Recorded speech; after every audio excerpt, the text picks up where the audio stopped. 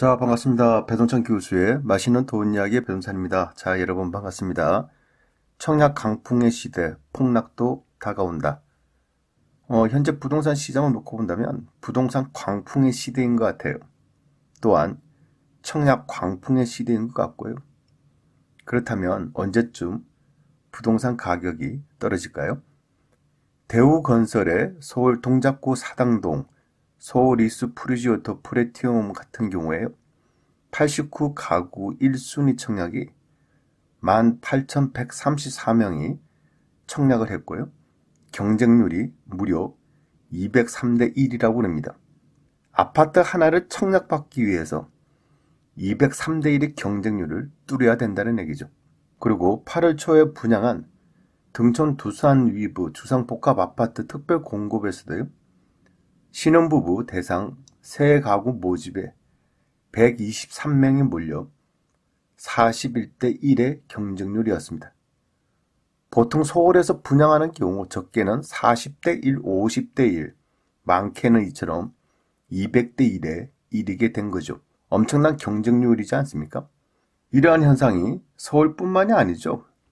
전국적으로 부동산 청약 광풍의 시대인 것 같고요. 충남 탕정지구 지회시티 프리지오 2차 같은 경우에는요. 충남 아산 신도시 탕정지구에 있는 거고요. 일반 분양이 423가구 모집에 37,475명이 청약해서 평균 경쟁률이 88.59대 2일이었다는 거고요.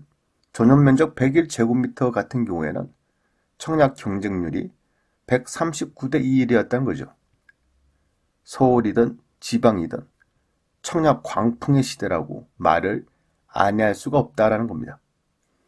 물론 서울 같은 경우에야 분양가 상한제가 적용이 되지 않습니까? 그러면 가격이 저렴할 거고요. 분양 가격이. 또한 분양가 상한제 적용 지역이 아니다 하더라도 분양 가격을 정부가 실제적으로 규제를 하고 있음으로써 서울 같은 경우에야 분양만 받으면 로또 청약이 되죠. 그런데요. 지방 같은 경우에는요. 분양가 상한제 적용 지역도 아니죠. 분양 가격 규제를 그렇게 또 심하게 받고 있는 것 같지도 않아요. 주변 아파트 가격이 평당 1,000만 원인데 분양가를 1,400만 원대 이렇게 신청해도 해당되는 구청에서 그냥 분양 가격을 통과시켜 준다는 얘기입니다. 주변 아파트 가격의 평균 가격이 800만 원대인데도 그냥 1,000만 원대 분양을 허용한다는 얘기예요. 그러니 건설회사 입장에서는 굉장히 신나는 일이겠죠. 따라서 부동산 강풍 시대에 청약 광풍까지 이렇게 이어지고 있다라고 볼 수가 있다는 거고요. 높은 고분양가 정책을 함에도 불구하고 마치 불나방처럼 사람들이 청약을 하는 그런 문제점이 계속 발생이 되고 있다는 얘기예요. 실제적으로 탕정지구 지회시티 프리지오 2차 같은 경우에도요. 먼저 화면을 보시죠. 화면을 보시면 녹색 박스를 보시면 평당 분양가가 1,000만 원대, 예를 든다면 1,050만 원, 1,070만 원, 1,080만 원 이렇게 평당 분양가가 책정이 됐다는 얘기예요. 그 오른쪽에 있는 아파트들은 한 평의 가격이 대략 900만 원 중반이고요. 그 왼쪽에 있는 배방 롯데캐슬 아파트 같은 경우 한 평당 가격이 541만 원이라는 얘기입니다. 그렇다면 지금 짓고 있는 아파트가 평당 1,000만 원대다. 여러분, 분양 가격이 비싸다는 느낌, 그런 느낌이 안 드시나요? 어떻게 보면 비싸도 평당 가격이 너무 비싸다라고 이렇게 말씀을 드릴 수 있다는 얘기예요. 이를 여러 가지 요소로 한번 또 분석 한번 해드릴까요? 첫 번째로 본다면 국제정세인데요. 미국과 중국의 무역전쟁, 한국과 일본의 경제전쟁, 유럽의 경기 침체 및 중국의 경기 침체가 이제 GDP 6% 성장 아닙니까? 내년도에는 어떤 연구소의 결과에 의한다면 5%대로 하락할 수도 있다는 얘기예요. 또한 미국의 자국 우선주의에 기한 미국 경기는 다소 양호하죠. 다우 지수가 됐든 나스닥 지수가 됐든 최고가를 계속 갱신을 하고 있고요. 하지만 미국을 제외한 나머지 국가들의 경기 침체는 어떻게 보면 심각하다라고 말씀을 드릴 수가 있다는 거 얘기예요. 미국 또한 10년 성장 이후 장단기 금리 역전 현상 등 미국 또한 언제든지 꺾어질 가능성, 이런 부분도 염려가 된다는 얘기죠. 즉, 불확실성은 언제나 존재를 한다는 얘기예요. 두 번째로 본다면 국내 정세인데 경제 성장률이 올 초에 2.8% 목표에서 현재는 2% 내 방어 전략으로 수정이 됐죠. 소비자 물가지수 3개월 동안 연속 마이너스 성장에 이르고 있고요. 반도체 디램 가격 하락 및 여러 가지 대외 요소로 경기가 침체 중입니다. 이러한 침체는 지속 가능성, 앞으로도 이어질 가능성이 있어 보인다는 얘기죠. 따라서 국내 정세로 놓고 본다면 부동산 시장이 위축돼야 된다는 얘기, 맞는 얘기죠. 그러나 우리나라 같은 경우는 수출의 80%, 내수 경기가 20% 구조라고 가정을 한다면요. 이처럼 수출이 앞으로도 저조할 텐데 내수 경기까지 타격을 받으면 안 될 거 아닙니까? 따라서 정부는 재정정책과 통화정책으로 이를 해결하기 위해서 돈을 푼다는 거죠. 정부의 정책으로 본다면 먼저 재정정책인데 돈을 풀어서 소비를 촉진시킨다. 내년도 예산, 여러분 대부분 알고 계시죠? 무려 513조나 된다는 얘기예요. 그리고 SOC 사회 간접 자본의 재정 확충을 하고 있다는 얘기고요. 통화 정책으로 놓고 본더라도 기준금리가 인하되죠. 내년도 상반기에 한 번 더 인하될 가능성이 높아 보이고요. 이처럼 금리를 인하하게 됨으로써 경기 활성화를 촉진시키는 정책, 이게 정부의 정책이라는 거죠. 여기에다가 정부는 부동산 정책도 피고 있죠. 분양가 상한제 시행, 서울의 27개 동에 대해서. 그동안 전국적인 분양가 상승으로 인하여 고분양가가 난리지 않습니까? 이처럼 고분양가의 문제점은 예전에도 말씀드렸죠. 신축 아파트 가격 상승은 기존 아파트의 가격 상승을 유발하고 또 기존 아파트의 가격 상승은 또 신축하는 분양 가격 상승을 유발한다는 얘기죠.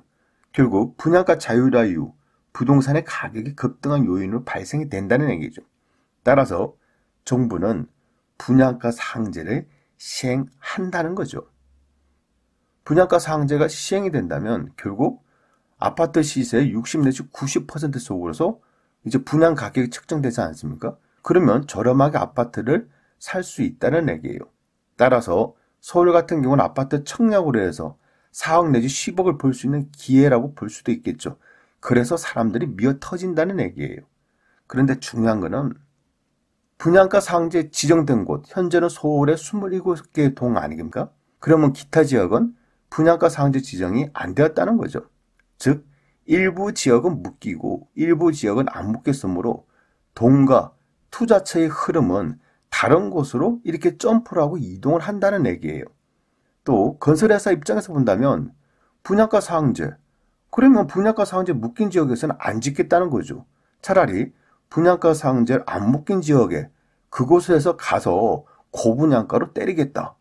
이건 당연한 거 아닙니까?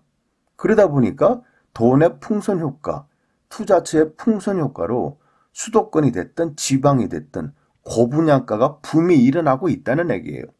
방금 보신 탕전지역, 이것 또한 마찬가지지 않습니까? 인근 지역에 비하여 고분양가는 사실 누구나 다 알 수가 있다는 얘기예요. 그러나 웃긴 것은 이처럼 고분양가임에도 불구하고 사람들이 구름대처럼 몰려들고 청약을 한다는 얘기예요. 프리미엄도 형성이 돼 있다는 얘기예요, 여러분. 이유는 단 한 가지죠. 분양받으면 오를 거야. 서울 아파트도 저렇게 올랐는데 신축인 이 아파트도 오를 거야. 무엇보다도 지금은 말이야. 부동산 가격 상승의 시절이잖아. 평당 가격이 비싸지만은 사두기만 하면 오른다는 거지. 만약 경기가 안 좋아서 프리미엄 떨어지면 나는 그냥 빨리 팔고 나오면 돼. 라고 생각을 하시는 거예요. 이런 부동산 시장을 가만히 지켜보면요. 부동산 상승 시기, 요거는 맞는 것 같아요. 여러 가지 통계가 올라간다라고, 현재도 진행 중이다라고 이렇게 통계가 말을 하고 있지 않습니까? 하지만 마음 한편으로 본다면 좀 불안한 마음도 이제 서서히 드는 그런 시기도 됐다는 얘기예요. 지금과 같은 분위기, 이런 분위기를 제가 경험을 많이 해봤기 때문이죠. 2002년하고 2008년도 전국적으로 부동산 강풍. 여러분 아시지 않습니까? 2000년도 초반에 부동산 가격이 얼마나 상승했습니까? 얼마나 폭등을 했습니까? 또한 평당 분양 가격의 상승, 청약 광풍, 요 시절에도 마찬가지입니다. 사람들이 아파트를 청약받기 위해서 줄을 서고 1순위, 2순위, 3순위까지 갔는데도 미분양됐다. 그러면 선착순으로 분양한다고 하면 수백 명이, 수천 명이 줄을 섰지 않습니까? 또 아파트만 청약받으면 프리미엄이 기본 3천만 원부터 시작해서 많게는 1억 5천, 2억까지 올라간 이런 시절이 있었다는 얘기예요. 그런데 이러한 시장의 분위기가 2009년부터 2010년 사이 전국적으로 분양권이 대폭락하기 시작했죠. 미분양 사태가 발생이 되고요. 건설회사들이 부도가 나고요. 강남 아파트 또한 시세가 33% 정도까지 폭락을 했죠. 수도권의 신도시들은 어떻게 보면 미분양의 무덤이라고 이런 이야기가 나왔고, 지방 또한 아파트 분양권의 폭락이 요 당시에 시작이 된 거죠. 이처럼 분양권이라는 게 무조건 오르지만은 않는다는 얘기예요. 올라갔다가 또 떨어질 수도 있고, 떨어지는 폭이 폭락의 경우까지 발생이 될 수도 있다는 얘기예요. 물론 그때가 즉 2009년, 2010년이 지금이다라고 단정적으로 말씀드릴 수는 없겠죠. 왜냐? 미래는 아무도 모르니까요. 그리고 또한 부동산의 가격이라는 것은 매수자가 많으면 가격은 올라가고 매도자가 많으면 가격은 떨어지는 거. 이건 당연한 법칙 아닙니까? 하지만 지금과 같은 부동산 강풍의 분위기가 영원히 이어지겠다, 평생 이어진다, 이런 얘기는 잘못됐다는 얘기예요. 부동산 가격 또한 언제 어떻게 떨어질지 올라갈지는 아무도 알 수가 없다는 얘기죠. 물론 서울 지역 같은 경우에는요, 분양가를 실제적으로 규제를 하고 있으니까 저렴한 가격으로 분양받는다. 요건 당연히 분양을 받으셔야죠. 하지만 지방 대도시 같은 경우에는 분양가 규제를 하는 이런 부분이 좀 미비해요. 따라서 언제까지 고분양가를 해도 청약 열기가 막 이어지고 분양권의 프리미엄이 올라가고 부동산 가격이 끝없이 오를 것 같지만은 언제 어떻게 될지는 모른다는 얘기예요. 제가 앞서 말씀드렸죠?